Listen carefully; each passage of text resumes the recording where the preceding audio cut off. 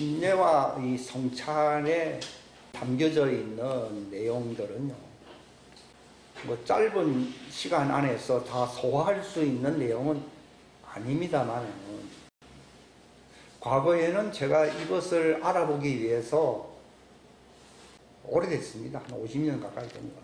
70년대부터 그 침례에 대해서 뭐 말이 좀 많았고요. 특별히 또 성찬에 대해서도 화채론 무슨 논하면서 뭐 말이 많았어요. 그런 얘기를 지금 이 시간 하려고 하는 것은 아니고요.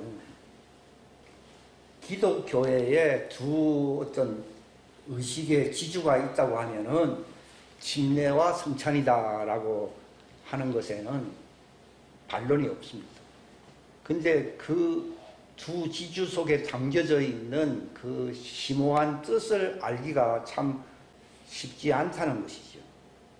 그래서 시간이 허락하는 범위 내에서 이와 관련된 말씀들을 함께 나누려고 제목을 그렇게 정했습니다. 저는 본래 장로교 출신이고 부모로부터 얘기하면 한 130년 정도 됐는데 1987년도 제가 이제 제 아버지께 제가 침례교로 옮겼습니다. 그러니까 개종했느냐 이렇게 얘기하더라고요. 그래서 저는 뭐 변명하는 말은 아니지만은 미국은 침례교가 가장 큰 교단입니다 했지만은 한국 사회에서는 그 당대 요즘은 뭐 많이 이제 알려졌지만은 생소한 말로 들리는 것 같아요. 그래서 개종했느냐고 그렇게 저보고 묻더라고요.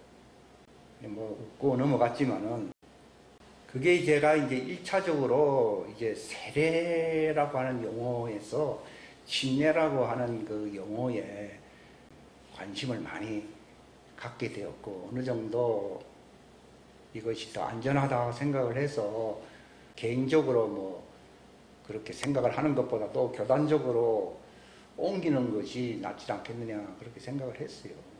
이제 그게 제가 70년도부터 고민했던 제목이었기 때문에 한 10년 지나서 적어도 한 10년 지나서 하나님이 그렇게 한번 해보라 하는 것 같아요. 그래서 하나님이 그 자연스럽게 장로교에서 침례교로 이렇게 넘어갈 수 있는 그 계기가 마련됐어요. 그때 집사람은 완전히 거기도 장로교 꼴통이었는데 이상하게 내가 글로 가겠다 그러니까 아무 말도 안 하고 오더라고요. 그게 이제 단순히 말만 했다기보다도 제가 오랫동안 마음속에 품었던 그 생각이었기 때문에 그 말에 파워가 있든지 아무 말 하지 않고 논쟁을 하게 되면 굉장히 복잡할 텐데 논쟁을 피하고 그냥 가볍게 침례교회로 간 것이 기도 응답인가 이런 생각도 그때 하게 됐어요. 근데 그 뒤에도 이 의식보다는 이 의식이 낫기 때문에 내가 옮겼는데 만족이 100% 아니더라고 하는 것을 제가 발견을 한 거예요. 물론 뭐 그게 하루아침이나 뭐 짧은 기간 내에 어떤 변화를 보리라고는 생각 안 했지만 그래도 한 20년 지나고 나면은 뭔가 크게 어떤 변화가 있지 않는가 이런 기대를 했는데 그렇게 남에게 자랑할 만한 그런 간증거리가 별로 없었어요.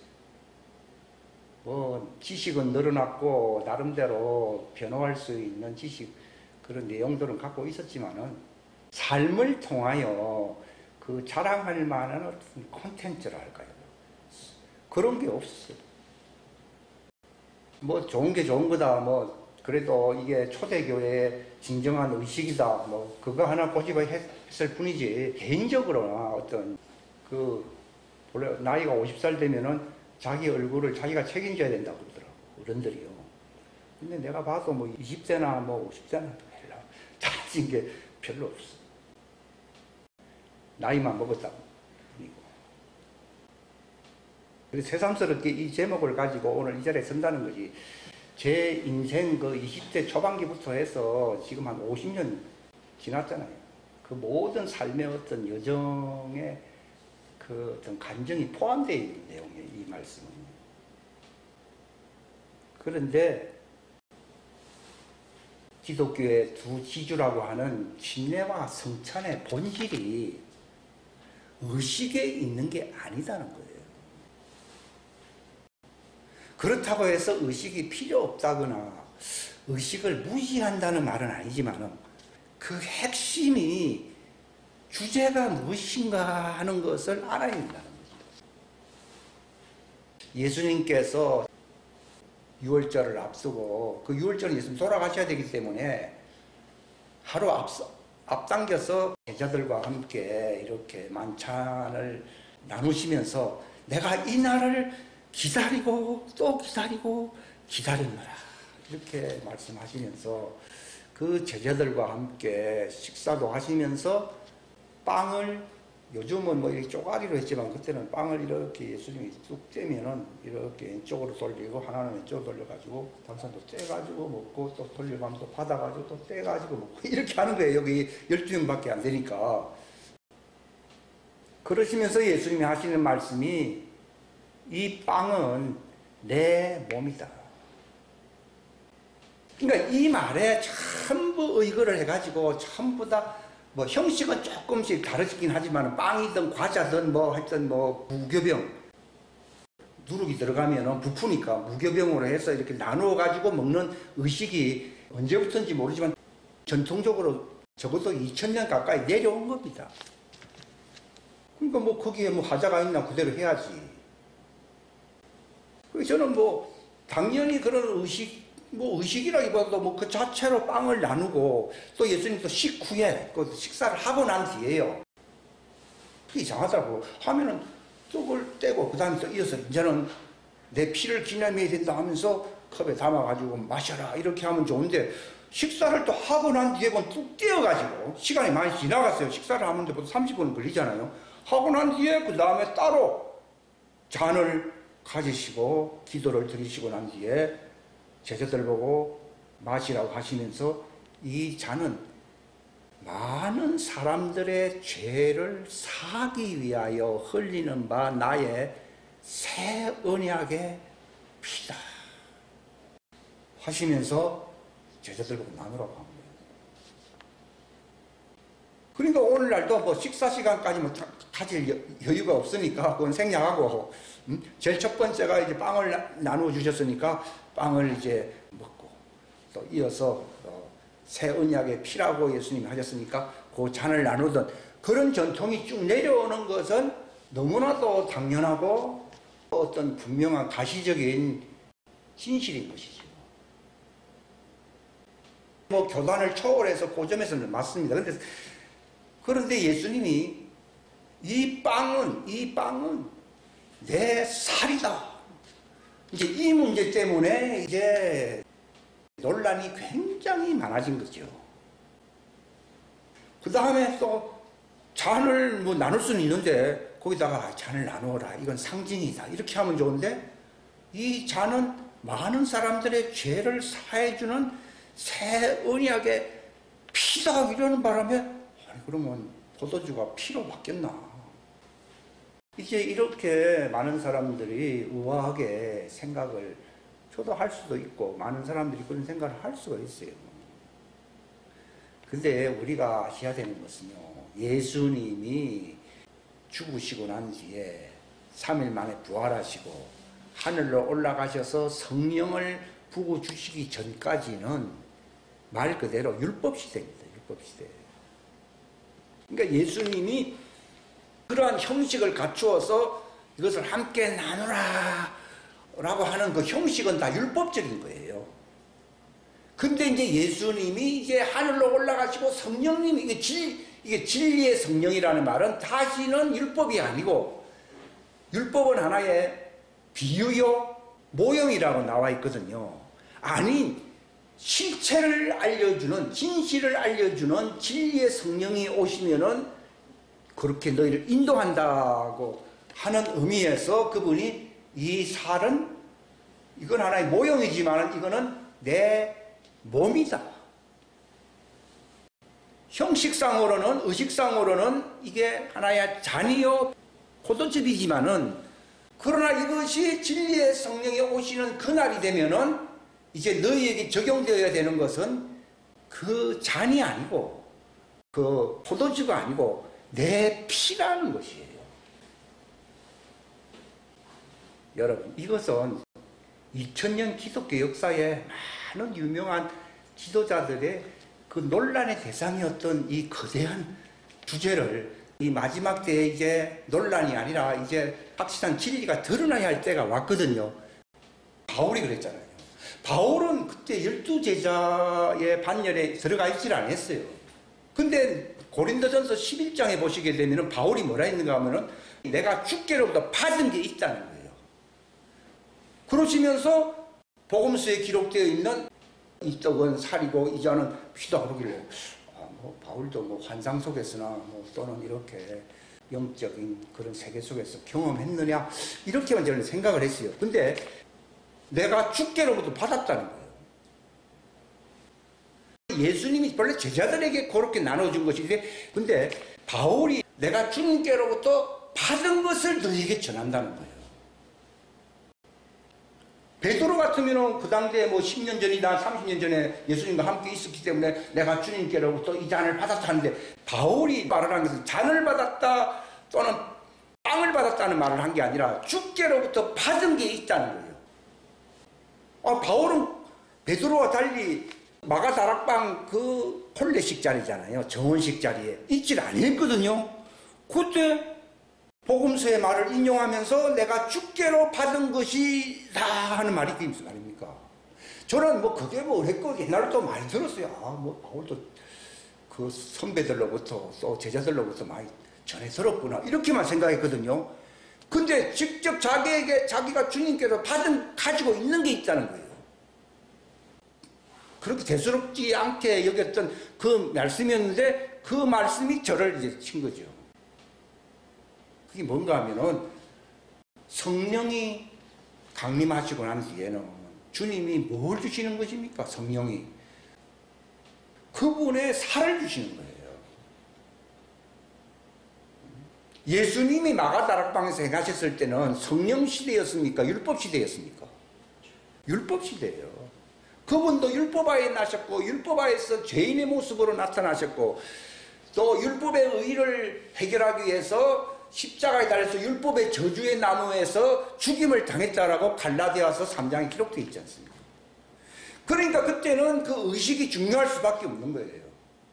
그러나 예수님은 내가 의식을 행한다 이렇게 말을 하지 않고 내가 지금은 너희들에게 이렇게 의식을 행하지만 그때가 오면 하는 말, 그때가 오면 것은 바로 아버지가 보내시는 그 성령이 오면은 이 의식을 초월하는 이 잔은 그런 잔이 아니라 이것은 바로 성령님으로서 마신다. 고린도전서 여기 바울이 알았거든요. 바울이 고린도전서 여기 나와 있는데 12장 13절에 뭐라고 말했습니까? 우리가 다 성령 안으로 마시게 되어 있게 나오잖아요. 그러니까 예수님 당대까지는 하나의 율법하에서 의식을 통하여 성찬을 행하신 거예요. 그러면서 이제 자기가 이제 아버지께로 가면은 이런 형식이 아니라 바로 성령님을 통하여 주시는 진실이 나타난다는 겁니다. 그게 뭔가 하면은 그게 성령으로 뭘 마실 수 있는 겁니까? 피를 마시는 거는 의식으로 됩니까? 그건 성령으로 됩니까? 진정한 신약 시대 성령 시대거든요. 성령 시대에는 성찬의 주제 핵심이 뭔가 하면은 예수님은 두 가지를 다 말씀하신 것이죠. 잔이지만은 실제로는 그날이 되면은 성령님이 성찬을 행하시거든요. 지금은 의식으로 성찬을 행하지만은 그때가 오면은 무엇으로 성찬을 행한다고요? 성령님으로. 침례도 마찬가지예요. 저도 장로교에 있을 때 물로 이렇게 찍었다고요. 세례를 주느라. 제가 고등학생이에요. 뭐 그래 지나갔죠. 그래가지고 뭐 배우는데 이게 의식상으로는 오리지널이 아니다 그러더라고요. 그래서 침례를 받아야 된다 그래가지고 30대가 돼가지고 침례교회에 가가지고 목욕탕 속에 그냥 들어갔다 나왔거든요. 그러니까 의식상으로는 차이가 있어요. 제가 말씀드리면서 의식 논쟁을 지금 하는 게 아니에요. 그동안 2000년 동안 이 의식 논쟁 때문에 참 말이 많았는데 진정한 신약 교회 시대는 성령님이 주관하는 시대지 사람들이 집례하는 의식 시대가 아니에요. 이걸 주님이 저한테 탁 집어줘. 그전에도 이것 때문에 참 비슷하게 그런 뜻인가? 이렇게 많이 혼란을 겪고 왔어요. 그런데 예수님 두 가지를 다 말씀해요. 잔도 먹으라고 하시면서 실제로는 이 잔은 내 피로 세우는 새 언약의 피라고 하면서 이거를 새 언약의 피라고 정언하시는 분은 사람, 교회의 지도자가 아니라 누구라고요? 성령님이에요, 성령님. 그러니까 성령님을 통해서 예수님의 살을 먹고 성령님을 통해서만 예수님의 피를 마실 수 있는 거예요. 집례나 어떤 의식을 통해서 교회 행사를 통해서는 잔과 떡밖에 못 먹습니다. 이건 하나의 형식이고, 근데 율법 시대에는 의식이 중요한 것은 그 의식을 통해서도 하나님이 유익을 주는 게 있거든요. 있기 때문에 그렇게 하셨지만은, 그러나 예수님은 그게 아니라 예수님도 사마리아 여인에게 뭐라 했습니까? 이 산에서도 말고 예루살렘에서도 말고 이제 참으로라는 말을 쓰고 있거든요. 그전에는 나는 의식 제사였잖아요. 의식 제사 시대가 끝나고 하나님은 영으로, 이 영이라는 말이 성령님과 교제를 하지 아니하고서는 우리의 영과 교통이 되질 않습니다. 안 그러면은 마귀 사탄과 교통을 하게 되지요. 그러니까 가짜는 마귀의 영이야. 그러니까 진리가 아니면은 거짓 영이 오고, 성령님을 통해서는, 성령님은 거짓의 영입니까? 아닙니다. 진리의 영이라고 되어 있어요. 진리의 성령이라고 되어 있어요. 그러니까 성령님은 진리이시고 그분은 말씀 안으로, 그 영이라고 하는 게 뭔가 하면 말씀이에요. 왜냐하면 내 말은 뭐라고 그래 있어요? 영이라고 되어 있거든요. 내 말은 영이요 생명이라고. 그 말씀의 영을 받을 수 있는 그릇이 뭡니까? 옛날에는 이런 잔입니다. 지금도 그렇게 하고 있었잖아요. 잔이고 하나의 빵이었습니다. 그러나 성령님께서 우리에게 이 진리를 적용해 시켜줄 때는요, 그분의 살과 그분의 피가 우리의 부활체라고 하는 이 컵 속에 들어가는 거예요. 그러니까 이것을 확실하게 알기 전까지는 마치 아이들에게는 그런 훈련, 그 과정이 필요하지요. 이런 형식이 필요하다는 내용입니다. 근데 알고 보니까 내 잔을 채우소서 하는 말이 신약뿐만이 아니고 시편에도 있잖아요. 우리의 부활체의 영안으로 그 진리의 성령님께서 예수님의 생명의 양식과 우리를 정화시키는 예수님의 피를 담으시는구나. 이게 바울이 깨달은 거예요. 이게 주님께로부터 지금 계시로 받아서 안 받았어요. 받은 거예요. 근데 왜 바울은 뭐 또 사람들이 집에서 뭐 밥을 먹으면서 또 성찬식을 한다 그러면서 어떤 사람은 취한 자도 있고 어떤 사람들은 많이 먹어가지고 성찬도 그 빵도 뭐 조금씩 먹으면 되는데 그걸 많이 먹어가지고 뭐 배부른 자가 있고, 너희가 이렇게 질서가 없느냐 하면서 막 책망한 것은 그들이 집에서 아직도 어리니까 그런 형식을 통해서 배우려고 했던 거예요. 근데 바울은 내가 누구에게 이런 불장과 같은 침례탕으로 사람들에게 침례를 주는 집안은 저 집안 하나 있고 그 다음에는 누군지 내 기억이 잘 안 난다고 이제 나는 침례를 준 적이 그 정도 되면 침례를 보통 목사가 되든지 높은 사람 되면 침례를 많이 준다고 생각했는데 기억하기로는 그 집안하고 그 외에 또 다른 집안이 있는지 시간이 벌써 수십 년이 지났으니까 20년 정도 지났잖아요. 그러니까 잘 모르겠다 하면서 뭐라고 말을 했는가 하면은 침례 의식을 베풀라고 하나님이 나를 보낸 게 아니라 복음을 전하라고 보냄을 받았어. 그래서 침례라고 하는 건 필요도 없고 그냥 복음만 전한다는 말이다. 이게 옛날에 이런 말씀들이 성경을 읽게 되면 참 혼돈이 왔어요. 근데 이거 알겠더라고요.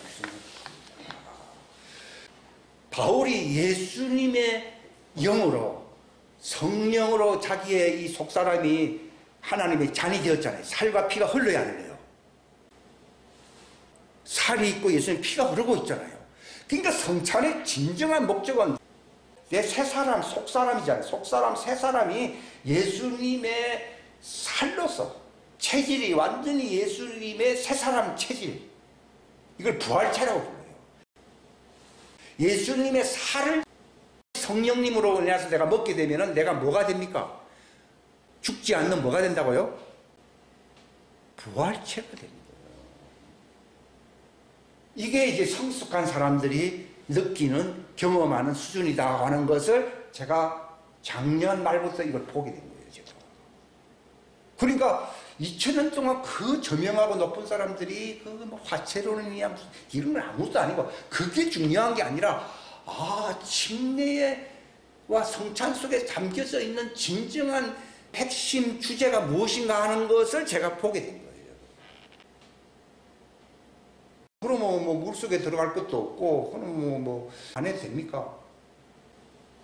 그것은 교회에 들어오게 되면 다 바울과 같은 장성한 사람들이 들어옵니까?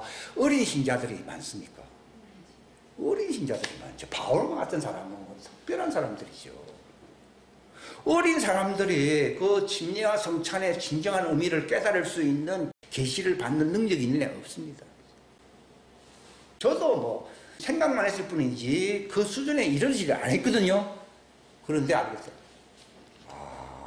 진정한 잔과 여기 빵을 담는 이 쟁반 있잖아요. 쟁반도 있고 컵도 있잖아요. 이것이 뭘 상징하는가 하면은 내 속의 속사람, 예수님의 살로 된 부활체. 와, 이거 놀라운 거예요. 우리가 왜 교회에서 의식을 많이 행하도 내가 왜 30년 장로교에서 침례교를 가도 뭐 별반 다를 게 없느냐 하는 이유를 알게 된 것은 이게 다 하나의 모형적인 거예요. 근데 그 실제 성령님이 오시게 되면은 우리를 그 물속으로 들어가게 하는, 그 말씀의 물속으로 들어가게 하는 거예요.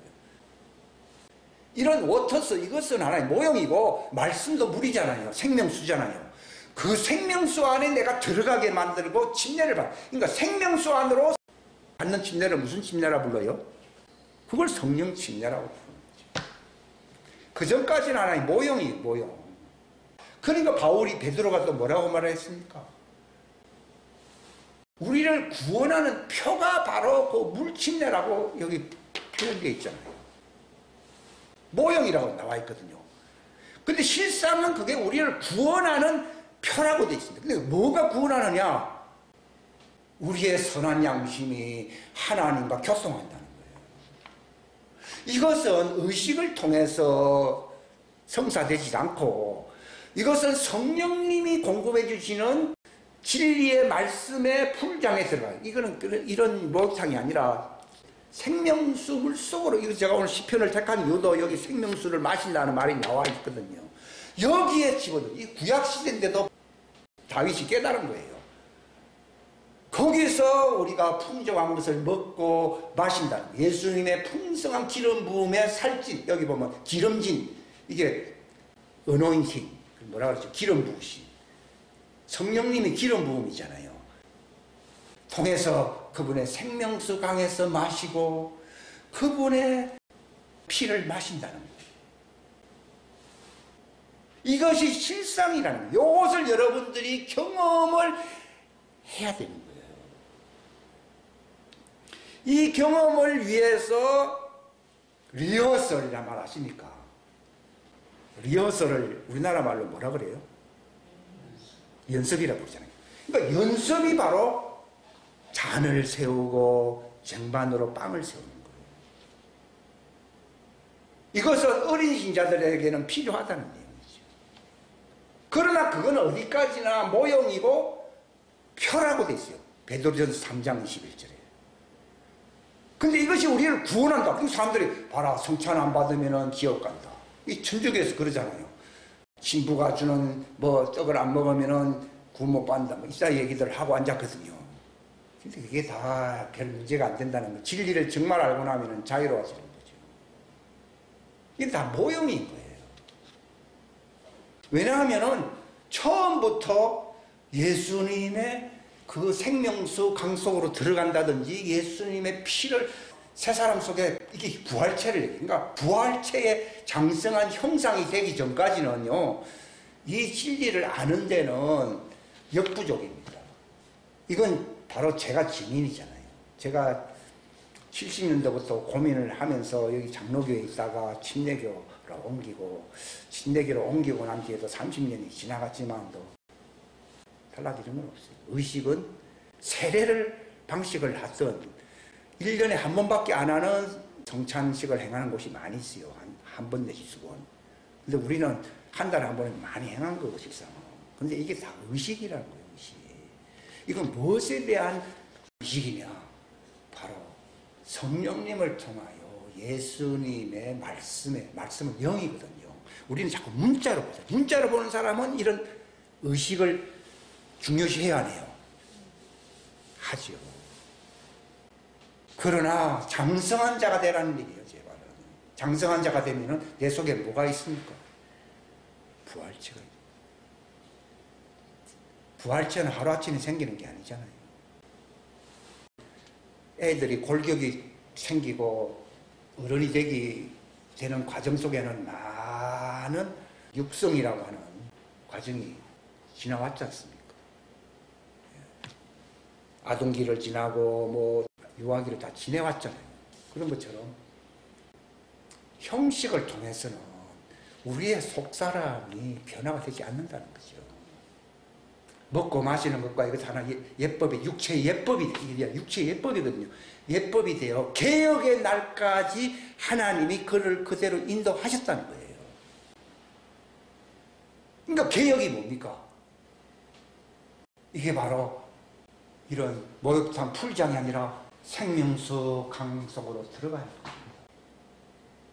그러니까 10년에 한 번 받습니까? 두 번 받습니까? 날마다 받습니다. 성찬은 한 달에 한 번 해야 됩니까? 1년에 한 번 해야 됩니까? 매일 하는 거죠. 그러니까 예수님도 형식을 통해서, 왜냐하면 구약과의 그 바톤을 이어받아야 정통성이 있거든요. 구약을 완전히 무시해버리면 저분은 어디서 오셨나 이렇게 생각을 하기 때문에 그런 의식을 통해서 설명을 해야 되기 때문에 잔 얘기도 나오고 무슨 얘기도 나옵니까? 피 얘기도 나오는 거예요. 그러니까 떡 얘기도 나오면서 살 얘기도, 그러니까 이게 조화가 안 되는 거예요. 아니 살은 살이고 떡은 떡이지 무슨 떡이 어떻게 살이 되냐 이래가지고 그 옛날 종교개혁자들이 화채론 뭐 하면서 논쟁이 굉장히 많았거든요. 그걸 신학교에서 몇 년 동안 그걸 알기 위해서 뭐 다녔지만 남는 건 하나도 없어요. 머리만 복잡하고요. 근데 때가 된 거죠. 그러니까 이름이 세례라는 명칭을 쓰든 침례라는 명칭을 쓰든 그것이 하나의 의식으로 하는 것은 어디까지나 다 그걸 리허설에 불과한 거예요. 이건 다 구약의 율법 하에서 진행되는 육체에 관련된 어떤 의식이라고 히브리서에 나와 있잖아요. 7장에 보면 그죠. 불과한 거죠. 그런데 자라나게 하시는 분은 하나님이시라고 나와 있거든요. 그때 하나님께서 이렇게 눈을 열어주는 거죠. 아무리 발버둥 치더라도 30년 아니라 50년 지나도 모르는데 하나님이 그러니까 이거 알겠죠? 그냥 그림이 이렇게 보이는 거죠. 예. 환상 계시, 이런 계시라고 하는 것이 뭔가면요. 행위로는 뭐 불가능하고 노력으로도 거의 불가능한 것을 하나님께 이렇게 눈을 이렇게 열어버리거든요. 너희 지각의 눈을 연다는 우리 이 기도문을 많이 했잖아요. 근데 기도만 많이 했지 뭐 필지로 뭐 그렇게 안 달라질 수 있어요. 하나님 때가 되는 거예요. 하나님이 때가 있어요. 그렇게 열어버리는 거죠. 그러니까 그동안 고민을 많이 해오게 한 것은 그런 고민의 과정을 갖고 있어야 나중에 설명을 할 수 있어요, 없어요? 할 수 있지. 나는 그런 고민도 안 하고 그냥 교회에서 와서 먹으나 먹고 뭐 이래 있다가 그런 사람이 알려줘봐야 뭐 그게 뭡니까? 이게 하나님께도 별로 영광이 안 돼요. 그러니까 한 50년 동안 그냥 방황을 시키는데 지금 거의 마지막 때가 돼가잖아요. 38년 된 병자 보고 예수님이 찾아간 곳이 한 3년 된 병자한테 찾아가면요 고쳐주면은 아이 고맙네 아이 굿바이 이렇게 막 갈 겁니다. 근데 이 사람은 거의 불가능하다고 생각했는데 침상 들고 걸어가라 그러니까 자기가 설명을 하고 있어요. 예수님이 지금 일어나라 그러는데 계시로 일어나라 그러는데 자기는 그렇게 간단하게 해결할 문제가 아니고 딱 앉아 있으면서 천사가 내려와서 연못을 동하게 할 때에 탁 들어가면 나는데 나는 이렇게 38년 동안 이렇게 앉아 있다 보니까 못 들어갑니다, 주님. 그러니까 나를 들어서 저기에 던져주십시오 하는 내용이거든요. 들어갈 것도 없어. 그건 모형이에요, 모형 아니에요. 그러니까 연못도 모형이고 천사가 내려와서 하는 것도 모형. 이런 의식을 행할 때 천사가 내려온다고 그러더라고요. 율법에서는 천사가 인도하거든요. 그렇기 때문에 그것도 하나님이 간섭을 하십니다. 하는데 예수님은 천사가 아니잖아요. 그분은 하나님이시잖아요. 연못 얘기나 천사 얘기가 필요합니까? 필요 없습니까? 필요 없는데 이 사람은 38년 전통을 갖고서 천사가 동하고 나를 들어서 저기다가 넣어줘야 됩니다. 예수님 그렇게 말만 할 게 아니고 나를 들어. 예수님은 짐상 들고 걸어가라. 요게 진리입니까? 물이 뱅뱅 돌 때에 자기가 다른 사람이 던져줘야 됩니까? 그거는 다 모형이거든요. 제가 이 말씀 드리는 것은 모형과 실체와의 차이가 어떠하냐를 단적인 예를 통해서 말씀을 드리고 있는 거예요. 모형도 필요했죠. 38년 동안 기다렸으니까. 왜 하필 38년이냐? 이스라엘의 광야 생활이 몇 년이에요? 38년이죠. 왜냐하면 시내산에 갔잖아요. 시내산에서부터는 38년이에요. 시내산까지가 한 2년 가까이 되고요. 그러니까 율법 시대에는 그런 식으로 천사가 인도해서 어떤 의식, 그 목욕탕, 그 연못이잖아요. 연못을 통하게 하는 이 하나의 의식이거든요. 의식을 통해서 역사했다는 겁니다. 근데 자기는 몸을 움직일 수가 없어서 내가 특혜를 못 받습니다 하니까 지금은 특혜를 보는 그런 천사 시대가 아니고 율법도 천사가 전해준 복음이라고 나와 있잖아요. 네 침상을 들고 걸어가? 그런 거예요. 저 무슨 말인가 하면 지금은 주님이 우리의 시각의 눈을 열어야 안 열어요? 열어줌으로써 그분의 생명의 빛이 우리 눈이 밝으면은 온몸이 빛으로 가득하게 된다 그랬잖아요. 그걸 제가 알게 된 거죠. 그러니까 뭐 38년이 아니라 50년 넘어도 변화되지 않는 것인데 다윗의 열쇠를 가지신 분이 가라사대 내가 문을 열어놓았으니 닫을 자가 없다고 했잖아요. 그리고 주님이 문을 이렇게 열어버린 거예요. 그러니까 율법 시대는 하늘 문이 열려있는 시대입니까? 닫혀있는 시대입니까? 닫혀있는 시대. 그러니까 지금도 하늘 문이 닫혀있는 자나 그런 모임이 많습니다. 거의 대부분입니다. 그거는 시대만 신약 시대지 구약 시대입니다. 신약이라고 하는 것은 날짜가 바뀌었기 때문에 저절로 문이 열린다는 말이 아니고 그것은 뜻이 하늘에서 이루어진 것이 예수님 이유이기 때문에 예수님 편에서는 새 언약이라고 말했지만은 땅에 거하는, 그러니까 우리가 뜻이 딱 하늘에서 이루어진 것처럼 땅에서도 이루어져야 되는 자가 있고 못 이루어지는 자도 있거든요. 이걸 깨닫는 사람에게 자기 문이 예수님에게는 문이 다 열려 있어요. 그러나 우리가 이렇게 닫혀 있으면 아무리 하늘이 열려 있어도 나와는 아무 상관이 없어요. 성경에도 그렇잖아요. 땅에서 풀면은, 그러니까 땅에서 뭔가 열려야 너도 하늘 문이 열릴 것이다고 말했잖아요.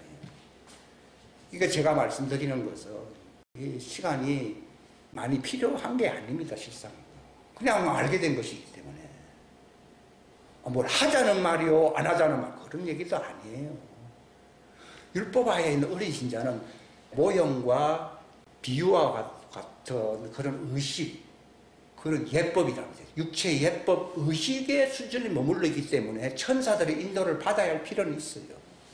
그러나 그것은 어디까지나 미숙한 사람들에게 필요한 것이지 주님이 의도하는 바는 그 목적에 도달해야 되는 거예요. 그리고 사람마다 받은 은사가 다르고 태어남에 소위 말해서 택함과 부르심이 같아요, 달라요. 다르잖아요. 육신적으로도 여성으로 태어난 사람이 있는가 하면 남성으로 태어난 자가 있듯이 영적으로도 하나님의 아들로 택정을 받은 사람이 있는가 하면 종으로 택정을 받은 사람도 있기 때문에 제가 그것을 간섭할 수 있는 권리는 없어요. 그렇기 때문에 종들의 진정한 성찬 침례는 언제 일어나는 것입니까? 에스겔 골짜기에서 일어나는 거예요. 아직도 이 땅에서는 눈이 멀은 거예요. 그러나 언제 그들이 부활체가 되느냐? 에스겔서 30 여기 기록되어 있는 36장 그곳에서 그들과 새 언약을 맺는다고 나와 있거든요. 이런 말씀들이 과거에 제가 한 3, 4개월 전부터 계속 말씀을 이어왔거든요. 그러니까 오늘 이 한 말만 듣고서 무슨 말인지 모르죠. 그러나 3, 4개월 전부터 쭉 이어진 말씀들을 이렇게 딱 조립을 해보면 무슨 말인지 알게 되죠. 그러니까 기독교에 피할 수 없는 두 지주가 있는데 이게 침례와 성찬인데 침례와 성찬의 진정한 의미가 무엇인가? 이것은 의식을 초월한다는 개념이에요. 살과 피를 마시는 것은 의식을 초월한 거예요. 그럼 뭐가 의식이냐? 잔을 먹고 빵을 먹는 것은 땅에 속한 의식입니다. 그러니까 예수님께서 두 가지 양면을 다 쓴 것은 종들이 들을 때는 그들은 이제 언제 눈이 뜨입니까? 그들이 에스겔 골짜기 에스겔 36장 새 언약을 맺는 그날 그시 눈이 열립니다. 그들은. 그때 그들이 눈이 열려서 새 피조물로서 부활체가 되지 않습니까? 그때 새 예루살렘 성에 들어갑니다. 그게 바로 예수님의 지상재림을 얘기하는 겁니다. 그건 좀 어리석은 처녀라고 부르는 것입니다. 그러나 하나님의 자녀들 성령의 계시와 지도를 받는 사람은 자기가 본래 영리한 게 아니라 진리의 성령님이 지혜와 계시의 영을 주시기 때문에 영리해진 거죠. 그 지혜로운 자가 되었다 이 말이죠. 그렇게 됨으로써 그들은 이 육체 안에서 뭘 준비할 수가 있습니까?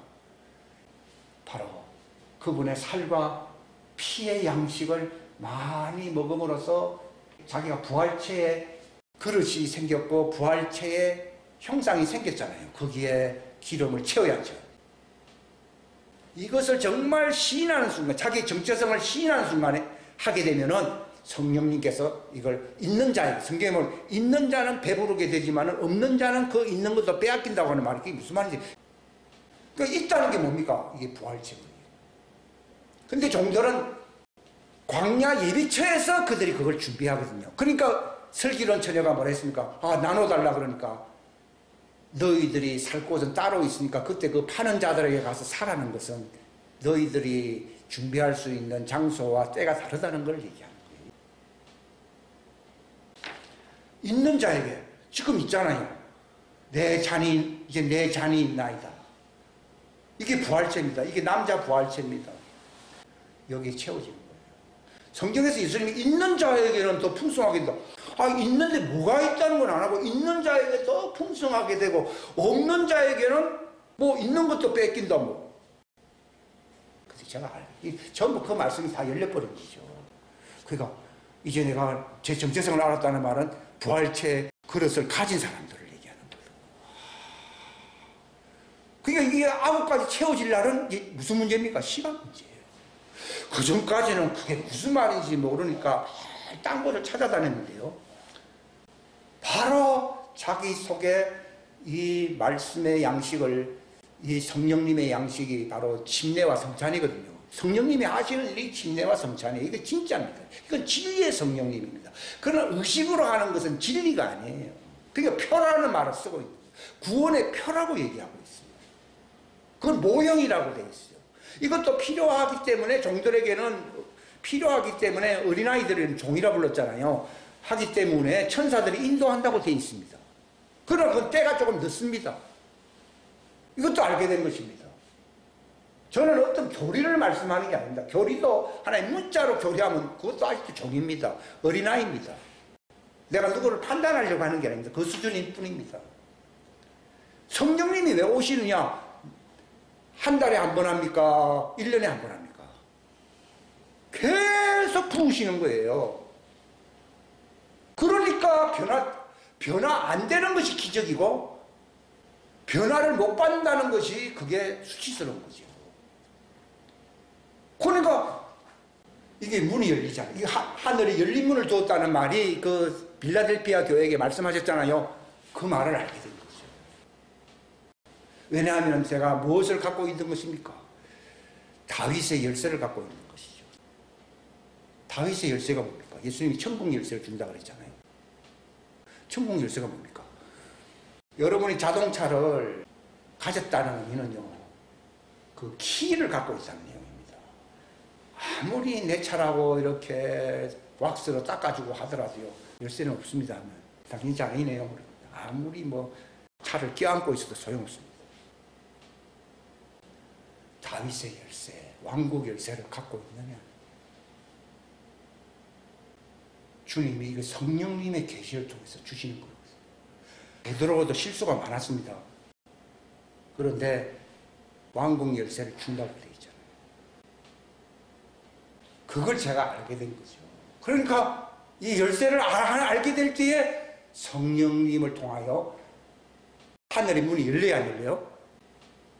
열리면서 나는 저 안에 저는 내 안에. 예수님 그날이 되면은 내가 너희 안에, 너희가 내 안에 하는 말이 그게 무슨 말인지를 알게 된 거지. 그러니까 그때부터는 너희가 나를 보리니 너희 마음이 기쁠 것이요 그 기쁨을 뺏으자고. 교통하고 아파트 아무리 구경해도 안 기쁩니다. 날씨 추운 날 아무리 구경하면 뭐합니까? 그런 거 다 필요 없고 키 하나 따가고 문 열고 들어가면 그게 오야복입니다. 응? 자동차 아무리 왁스 칠만 해도 소용없습니다. 키를 돌리고 부릉부릉 하면서 어디 가야 이게 뭐 누리는 것이지. 모형이라고 하는 형식이라고 하는 것은 저거 내 아파트입니다. 이게 내 차입니다. 아무리 말해도 필요 없습니다. 성령님으로 우리에게 계시를 주신다는 말이 그게 왕국 열쇠, 다윗의 열쇠를 준다. 여러분 그걸 갖고 있습니까? 우리가 왜 모입니까? 이 왕국 키를 주려고 그러는 거예요. 제가 준다는 얘기가 아니에요. 저는 하나의 간증을 할 뿐입니다. 성경을 뭐 어떤 신학적으로 교리적으로 해석하기 위해서 제가 이 자리에 선 건 아니에요. 왜냐하면 성령님이 왕국 열쇠 키를 주면은 여러분들이 들어가면 됩니다. 그러면 여러분들이 기쁨이 충만하게 될 것입니다. 저는 50년 동안 뭐 저기도 가보고 여기도 가보고 뭐 공부도 하고 뭐 했지만 마치 38년 된 옆에서 가만히 앉아있는 그 안전병이와 같습니다. 근데 주님이 찾아오시는 거죠. 그리고 그 열쇠를 주는 거죠. 2024년도가 거의 크리티컬 타임, 아주 더 분기점이 되는 해인데요. 여러분들이 그 왕국 열쇠의 키를 가질 수 있기를 바랍니다. 제가 준다는 내용이 아닙니다. 그분이 주십니다. 그러니까 오늘 성찬에 대한 말씀도 저들은 집에서 먹고 마신다고 하면서 형식을 따르는 거죠. 형식을 따르다 보면은 실수할 수 있잖아요. 포도즙이 아니라 포도주가 될 수도 있고요. 그러니까 많이 마시니 어떤 사람은 취해버렸고, 어떤 사람은 배가 고파가지고 그 성찬 빵 조금만 좀 그 빵 한 덩이 내가 다 먹을 거다 하면서 다 먹어. 요즘은 우리 그렇게는 안 하지만은 다 먹어버린 사람이 있으니까. 너희가 바로 그 의식을 통해서 주님의 몸을 분별하지 못하고 있기 때문에 여전히 심판 아래 있다, 율법 아래 있다고 바울이 얘기하고 있지 않습니까? 근데 바울은 내가 이렇게 떡도 절제 있게 먹고 잔도 이렇게 내가 적당하게 잘 마시기 때문에 나는 성찬을 잘 행하고 있다 이렇게 말을 한 게 아니라 주께로부터 내가 받았다는 겁니다. 이건 성령님을 통해서 천국 열쇠를 내가 가짐으로써 그분의 살과 피를 먹고 마심으로써 성령 침례, 바로 성령의 잔안으로, 그분의 성령 안으로 침례를 받아 내가 그분의 몸이 되어버렸고, 성령 안으로 먹고 마시게 됨으로써 내가 그분 안에서 항상 먹고 마시지 않느냐, 이렇게 말을 하고 있는 거예요. 이게. 그게 이루어지기까지 횟수로 대충 한 50년 걸렸네요. 38년도 아니죠. 그러니까 저는 산 증인이죠. 왜냐하면 38년 된 병자가 아니라 나는 53년 된 병자. 딱하게 보셨고 참 불쌍하게 보셨는지 때가 된 것이죠. 그래서 그걸 제가 간증하는 것입니다. 그냥 열린 거죠. 내가 바로 그 부활체라고 하는 쟁반이고 부활체라고 하는 장. 성령님 확 부어주시고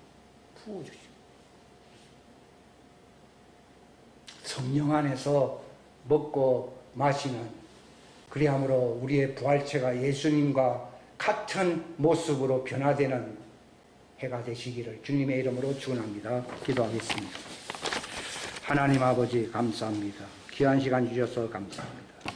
인간의 논리나 인간의 지혜로는 우리가 터득할 수 없는 경지에 있는 것이지만, 사람이 아무리 발버둥치고 정말 사방팔방으로 노력해도 할 수 없는 것을 하나님의 성령께서는 단숨에 하실 수 있는 분이십니다.